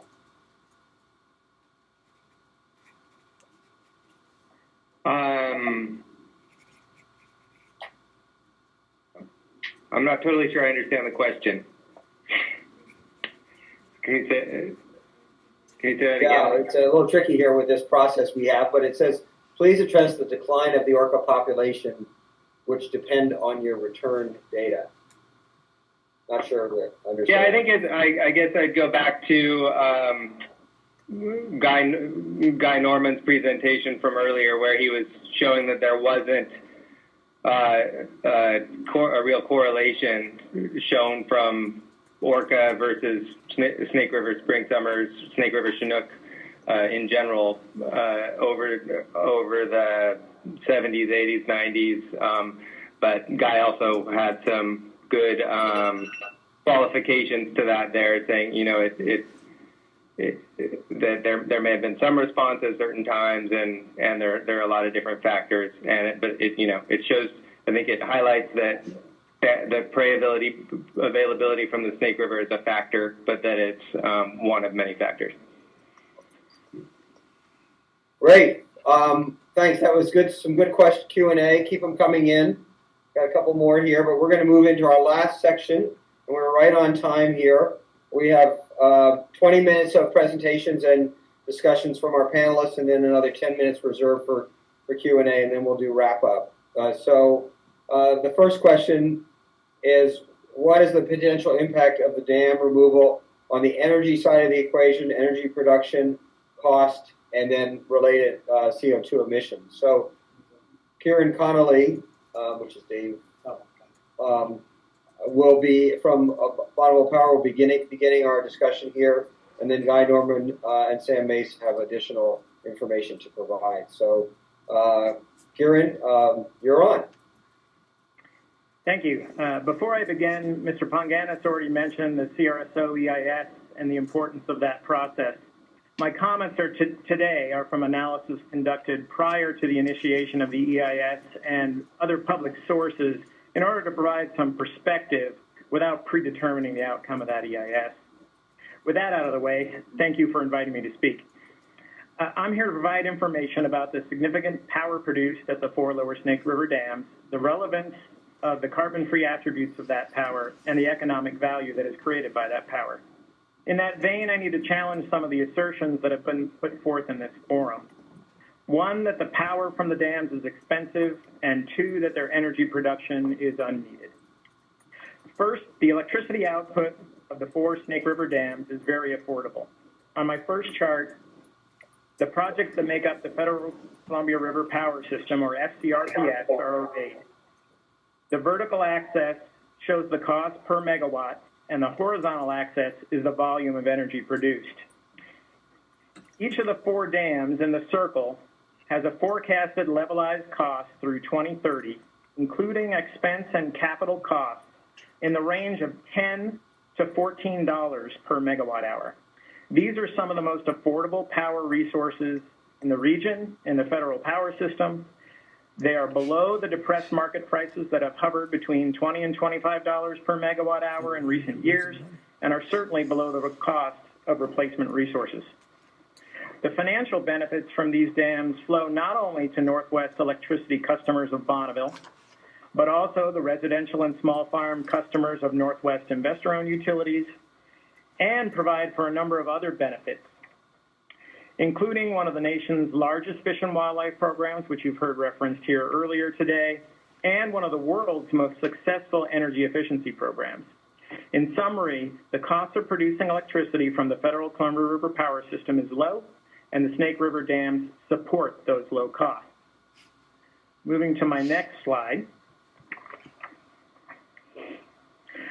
The 4 dams produce about 1,000 average megawatts of electricity each year. For reference, the average annual output of these resources is roughly equal to the electricity consumed by the businesses, industries, and households of Seattle City Light over the course of a year.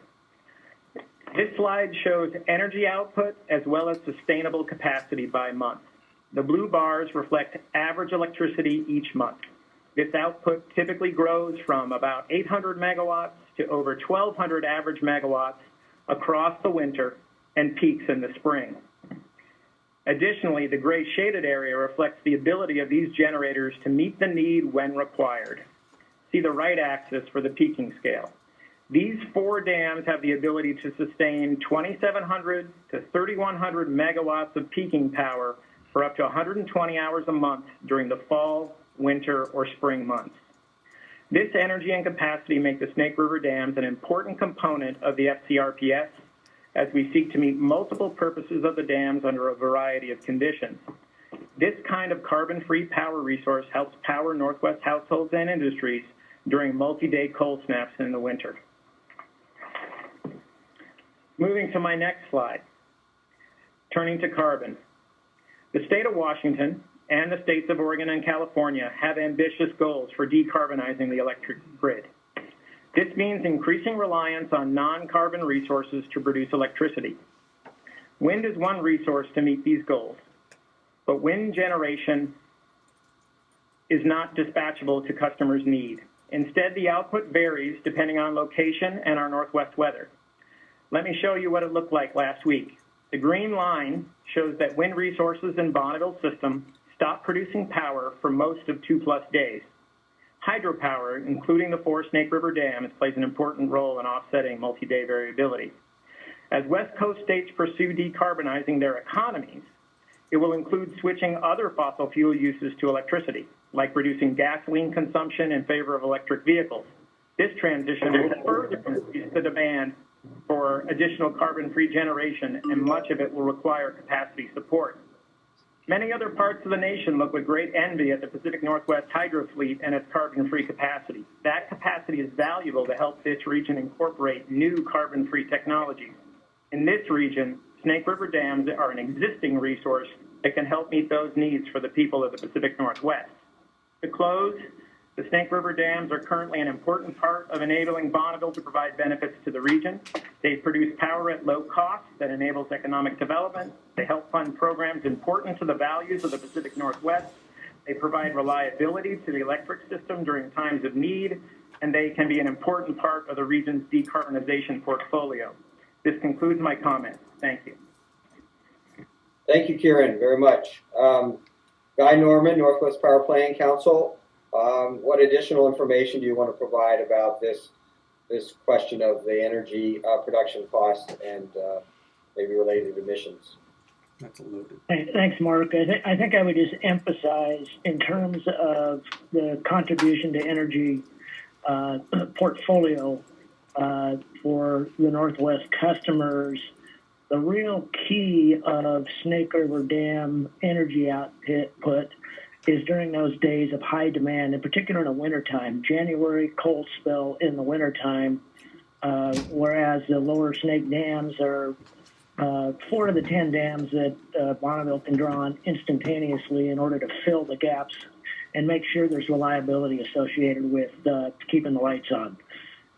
So it's not the average output of megawatts, it's the ability to have that power when needed, when the demand is high. So in terms of a breach option, that particular, whatever that gap is for energy reliability, would have to be filled with another source. And so that's one of the key considerations, at least from my perspective, from the council's perspective as well. In terms of alternatives, gas is one. Wind energy and solar certainly, and battery storage. That would have to be developed over time. It is not certainly ready at this point in time. And unknown exactly when that capacity could fill that gap. In terms of the carbon reduction, the council's program calls for the carbon emissions from energy sources to be reduced from 54 million metric tons to 34 million metric tons by 2035. One of the key pieces of that is closing coal plants, 3 of them scheduled for closure in the next 10 years, and trying to replace that power with clean energy sources, or cleaner energy sources, I should say, energy efficiency, and demand response. So I guess just in summary, in order to try and meet those, the carbon reduction objectives and meet the reliability standards that are put forth in our power plan, the ability to be able to have replacement energy to cover that in a clean way in order to meet the carbon reduction goals would be necessary, and certainly would need some time to put all that into place. Great, thank you. Sam Mace, you're up next, also with information related to the energy situation, and then we'll transition to a question about other impacts from associated with if you were to change the status of the dams. And Sam, you will start that up as well, but a couple minutes just to share your thoughts on the slide that you have up here on the replacement study. And thanks, I'll be brief. And it would have been really helpful to have an independent energy expert as part of this webinar because, there's a lot of very different perspectives that I think has been shared here. And one of those is a excellent study done by Energy Strategies that was commissioned by Northwest Energy Coalition. I encourage everyone to go take a look at the synopsis at northwestenergy.org if you want to read more of it. But to use EPA's own numbers to look at, a dam removal scenario, what that would mean for energy and how it would be replaced. And what they showed was we have improved reliability, little or no emissions increase, and little cost increase, like $1 per month on people's energy bills. And it would be through a combination of conservation and energy efficiency and the renewables that are coming on. And I just want to point out, too, that these dams are only really big energy producers for a certain amount of time in the spring. And the rest of the time, there's not enough water in the Snake River to be really generating a ton of megawatts. And, the energy scenario and what is happening with energy markets and the rise of renewables going on in California is really changing the landscape quickly and drastically. And, the lower Snake River dams become increasingly less necessary. All right, thank you. So, yes, you're right. We could have an entire webinar on the energy issue and bring in more experts. I think the point is really spend more of that time on the science and the perspective from what's the impact on the orcas and understand some of the dynamics around the energy and also the impacts on the community and the economy that is closely related to the dam. So we'll start the next question addresses the broader or other aspects of it on agriculture, irrigation, transportation, recreation. What are the trade-offs there if the dam status was to change? And both Sam will share some thoughts she has on that, as well as Terry Flores, and then we'll move to our last question after that. So, Sam, you're up. Okay, first slide. Yeah, and I'm just going to go through a few things. And I also wish that this piece had been framed about both the impacts and maybe also the benefits and economic benefits of dam removal. I'll get to those a little bit. But as I mentioned before, these dams aren't flood controlled. There is irrigation off of Ice Harbor Dam primarily. And because these are not water storage dams, all we would need to do is invest in the pump storage and changing the pumps so that they could continue irrigating. My coalition certainly does not want those farmers to be out of water. The primary benefit, we already talked energy, but the primary benefit of those dams and the reason the Lower Snake River dams were built in the first place was to create a seaport from Lewiston, Idaho. And what we've seen in the last, so that they could barge wheat and other goods, and what we've seen since 2000 is a 70% decline in shipping on that river for a variety of reasons. There's no container shipping anymore. Port of Lewiston could not ship any containers last year. And it's just the steady decline, and it doesn't look like it's coming back. One thing, too, to clarify is that when industry talks about the Columbia Snake system and use those numbers looking at all the cargo that goes on the Columbia Snake system, 96% of that is on the Columbia River between Pasco or below Ice Harbor Dam downriver. Only 4% of all the goods that they talk about actually ship on the Snake River. So it's a really small piece of the so-called Columbia Snake system. And the barging on the Columbia River is incredibly important to our economy. I also just want to point to the benefits of dam removal. Study after study has shown that if we restored those fisheries, restored that river, we would see hundreds of millions of dollars in benefits to Eastern Washington, where I live in North Idaho. Up to $1 billion, some of them have said $1 billion, more than $1 billion, some have been $500 million to Idaho. But it would be just a huge shot in the arm for some of the struggling river communities in Eastern Washington and Idaho. All right, Sam, thank you. We'll switch over to Terry with her perspectives on those impacts, and I agree the question could be phrased differently. This is Terry Flores. Are you up? Terry, your slide is up there. Okay, can you hear me? Somebody just sent me a text message saying the sound was off. Yes, we can hear you. We can hear you well.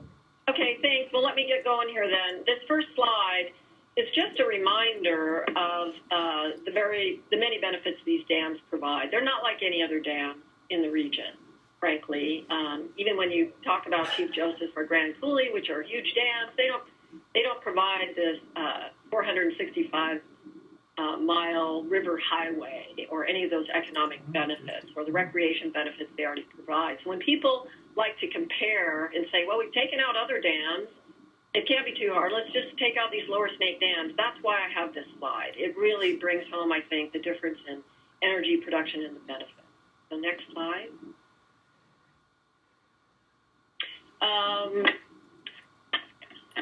Sam just spoke to and has obviously a completely different view on the value of these dams or what the future could be. But quite frankly, removal would destroy a critical national, regional, local economic benefit, jobs. These dams are a leading trade gateway in the United States. The inland ports alone provide over 9 million tons of cargo, which is valued at about $3 billion. The top wheat export in the nation, literally 10% of the nation's wheat comes through this gateway. It's also tops for auto, wood, bulk minerals, second for soy and corn. So the point being, there's a lot of trade and commerce worth a lot of money that goes through this river system. And those inland ports feed a broader system, the deep draft ports, the coastal ports, that generate 50 million tons of cargo in 2016 and $20 billion. So these are big numbers. Irrigation, just got an example. The lower Columbia irrigators farm 350,000 acres, about $1 billion annually. The crops include grapes. I couldn't resist saying, think wine. Any of you folks on the task force that are wine drinkers, you probably love your Columbia Valley wines, alfalfa, fruits, vegetables, and other crops. On recreation, I think many of you have had the opportunity to go to Hood River and up and down the river, and you saw a lot of boating and sailboarding and kayaking, windsurfing. There's campgrounds and parks that have been developed. The tourism from cruise ships alone is 15 to 20 million, and that's 24,000 every year. And those visitors stop in places like Hood River, and they spend money. So there's economic. I'll stop and go on to the next slide there. Hood River, nice. Back to my theme, and if there's any reporters on this call today, I hope you listen to me, because something that I find quite frustrating. I had spoken earlier about how the major overhaul of the dams had happened, both at the structures to improve fish passage and survival. We are spilling 30 to 40% of these rivers, which are massive rivers already, through the projects, through spill. But another huge component that makes it the largest restoration program in the nation, and probably the world, this comes from a Columbia River Intertribal Fish Commission 10-year report on the Accords portion, so the actual program's even bigger than this. But it's an incredibly large collaborative restoration program with states and tribes and local communities, almost 1 million acres of habitat, 7,000 miles of stream, almost 400 barriers that have been improved or removed, and lots of water and in-stream rights protected for salmon. So if you look at that picture, all of those little dots are a project, or a habitat restoration project, or a culvert project. It is an incredible program. It is one of those stories that I think the Northwest would be so proud of. People are paying for this program through their electric rates, and I think they would be proud to be a part of this massive restoration program. Next slide. So, I believe the state dam. Yeah, Sam, Terry, we're just about out of time, so just quickly on this one. Okay, just let me. Yeah. And I make a very strong statement here. I say, if you take out these dams, the state of Washington, the region, is not going to be able to meet your carbon goals. And maybe I should caveat by saying, certainly not for a long time. The reason for that is you can't just simply pull out 1,000 megawatts, as Kieran has described, of carbon-free energy that we use to back up existing wind and solar and could allow us to bring on more. You simply can't remove that and replace it with wind and solar. You also, from a carbon perspective, lose the most environmentally friendly form of shipping, which is barging. It keeps 167,000 trucks off the road and 43,000 rail cars. So if anybody's been driving around, I don't think we want to add more traffic and more carbon to our skies. Different analysis have shown... All right, thank you. Okay, we're going to move to the next one. So I want to have a chance for a few questions at the end. Our final question is that was asked by the task force members earlier was, what potential mitigation costs are associated with dam removal to address the adverse economic impacts on affected sectors? So if you did this, what would it cost? Is there any financial commitments that have been made to cover these costs? And what are the expectations or assumptions on who would cover these costs? So Dave and Jim are going to answer this question, and Guy may have an opportunity as well, depending upon our time available. So Dave, a couple minutes for you to discuss this question. Okay, thanks. So economic impacts to the different industries, et cetera, are identified in the environmental impact statement process. They were included in that 2002 EIS and report, and will also be identified through our CRO-SO EIS. But on the how does one get paid because of that impact? I think someone mentioned, well, we don't want to impact irrigators, so someone's going to have to pick up the additional cost of pumping. In our budget request for water resource development projects, economic impacts like that are not part of our federal budget request. That would have to be borne by the region. So, however, Congress has also done some things in the past. I refer back to when we did the 1992 drawdown test, and there was economic losses to some of the port facilities Congress did appropriate special funds to help pay for it. So I just wanted to mention that. Oh, yeah. That's it for me. Thank you. It's a little hot for the G's, so I wonder if you could. We're going to do a mute here for everybody. Jim Waddell is like getting ready to speak and everything just shut down again. Hold on. So Jim, you're next. Yes, thanks. Appreciate the comment there about me. Okay, so my chart, you got my chart there about mitigation. Yep. Dave pointed out that the 2002 process went through a lot of mitigation features. It did. It was very comprehensive, and but what we've done in the meantime is looked at what has happened since 2000 with mitigation and what is left to be done. Frankly, the railroads and so forth have done a lot of upgrading already. Farmers have built unit train loaders and so forth, but the main thing that's left to do from rail upgrades is a rail line from Dayton to Prescott, Washington, which really connects Whitman to a better rail connection at $29 million. I'm not going to go through all these numbers to save time, but you can see that this has been looked at carefully. It went through a very laborious stakeholder process with farmers and so forth. We know what it cost, and Dave's right. Sometimes Congress pays for this, but in the other kind, they don't. And this is where bondable power could easily pick up some of these costs. The main thing to keep in mind is that the hydropower stuff, we keep hearing that, oh, we've got to replace it. In fact, we don't have to replace it. As we speak, there's 1,000 megawatts of surplus hydropower going to California. Now, the Snake River right now, because of low flows, is only pumping out about 400 to 500 megawatts of power. And so, as Connolly's own chart showed, that in the spring, in the wintertime and the summertime, when these peaks that they keep talking about are required, there's no water in the river to peak. It's just a couple turbines running at best, maybe one at a lot of the times. So let's not get hung up on we've got to replace this power at all. It's surplus now, and so let's get over that. Terry mentioned that there's 350,000 acres of irrigation. Well, on the Snake, it's only about 30,000, and that is identified in this mitigation plan right here. You can see modification of irrigation systems on Ice Harbor Pool is 19 million.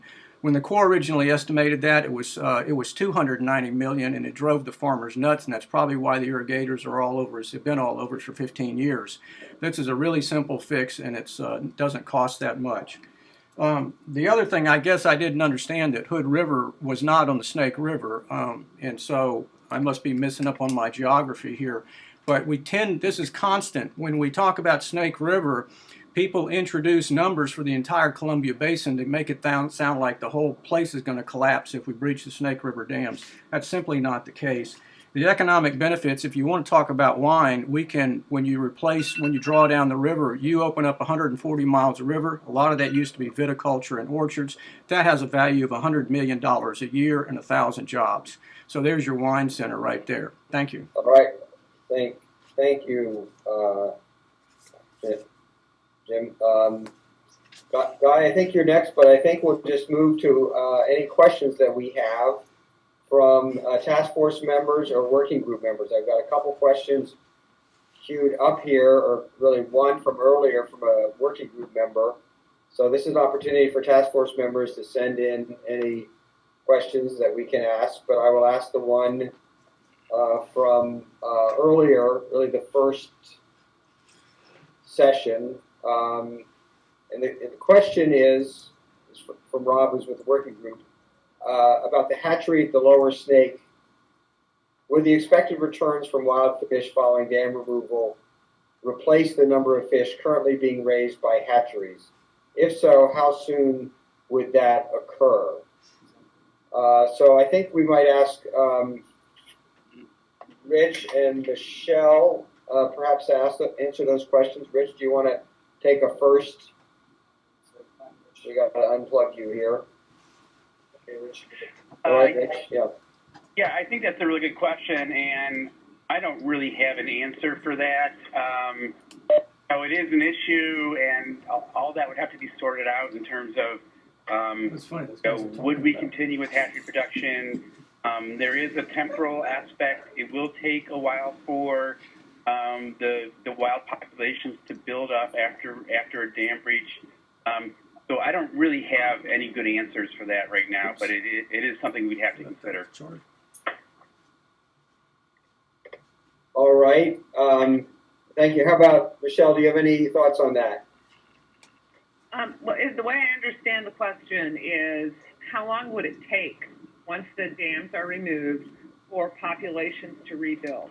You have to remember that you're talking about essentially a 5-year life cycle, right?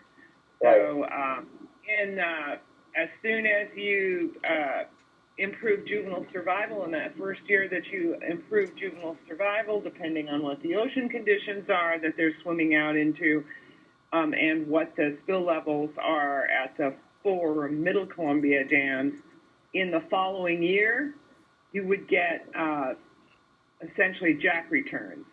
In the year after that, you would get your 3-year-olds coming back. So you're talking about even, essentially 4 years, 5 years for a total life cycle return on that first year that gets your survival benefits.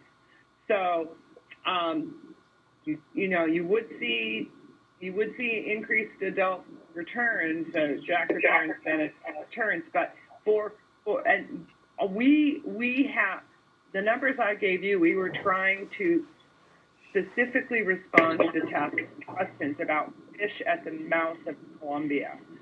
So to rebuild in those habitats upstream, you're talking, you would have to have a plan that matched up with the salmon life cycle, and then you would have to,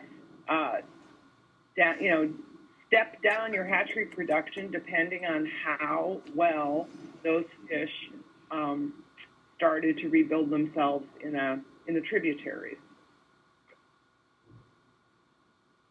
All right, thank you. I think we'll just ask one more question here from the public, and this is for Dave. And the question is, why has the Army Corps not pursued congressional authorization in the 16 years since the EIS found that the Lower Snake River breaching to be the environmentally preferred alternative, in quotes? So actually, the record decision for that 2002 EIS and report actually identified 2 alternatives as the environmentally preferred alternatives. Yes, it identified the dam breach alternative, but it also identified what I think people have been referring to as major system improvements, adaptive management. Ultimately, we did select that major system improvements, adaptive management alternative as our recommended plan, in part because of the conclusion of the NOAA's 2000 biological opinion that breaching was not necessary at that time in order to avoid jeopardizing listed species. Thank you. If I might just, this is Terry back, or add to what Dave just said, I just wanted to mention to the task force that even 2 weeks ago on this issue of congressional authorization, even 2 weeks ago, the Energy and Water Appropriations Bill, which I think is heading off to the President's desk, included report language. That report language said that no funds were asked for dam removal this year and made it quite clear. It went on to say, and no funds will be authorized for any dam removal without the express consent of Congress. So even as recently as 2 weeks ago, Congress made a statement in report language saying they have to authorize any dam removal funds. All right, thank you. I think at this point we'll wrap up. Let's go to the next slide. Now, there's been a couple questions that have come in about how to get access to the website for this. And I have posted several times the link, which is kind of a long, lots of numbers and stuff, on the chat function. So if people look in their chat function, they can copy that link and paste it into their browser or wherever you want to save it and go to the browser later. We'll have on there the presentation today. We have written answers to questions, and some of those are still coming in, so there's a first version of those up. We'll be updating those, so we asked more and more elaborate questions, and our panelists took the time, sometimes overall last weekend when it was great weather to be outdoors to answer those questions. So you'll find more information there on that site. And then this recording, it may take a day for us or to get it up there, but we'll put the recording up on the box site too. So again, that's in your chat function, and you can access it that way. We had some questions from people about why this panelist and not that panelist, why not another kind of expert or different kinds of experts, and those feedback will be funneled back to the task force steering committee, and appreciate that input. I think we were trying to structure a webinar that we could accomplish in a couple hours and prioritize again the discussion about what's the science and the impact on the prey and how that connects to the southern residents, and then provide enough of a little bit of an understanding of the broader context and the energy and the transportation issues. But we realized that you could spend more time covering those in more detail. This webinar was again designed to give the task force members an understanding and provide the basis for their decision making. At this point, the task force has not made any recommendations regarding either the two potential recommendations or other actions related to the 4 lower Snake River dams. After the webinar and through discussions at its October and November meetings, the task force may select potential recommendations here, either 5A or 5B in the hydropower in the draft report, or they may request to move other options currently not in the potential recommendations to the year 1 list, or they may decide not to include recommendations in the year 1 report around this topic at all. But again, this webinar has provided a much more foundational set of information, along with the other documentation, for them to understand the issue more deeply and engage in that discussion. It's our hope that this webinar will help the task force understand whether or not removing the 4 lower Snake River dams will effectively increase prey availability for southern resident orca, the potential consequences and results of doing so, and the process required for it to happen. So again, I want to thank our panelists for all the time and energy they put into this and sharing their expertise. We organized this webinar in about 2 weeks, and I think we have well over 100 people on the call. We'll be posting that information as well. So appreciate the panelists sharing their time and expertise, and appreciate all of you taking your afternoon to participate, and also for those that sent their comments in and their questions to participate. Maybe we can copy this list. So with that, we will call it a day and go from there to the next task force meeting coming up in a couple of weeks. Thank you all, and have a good evening.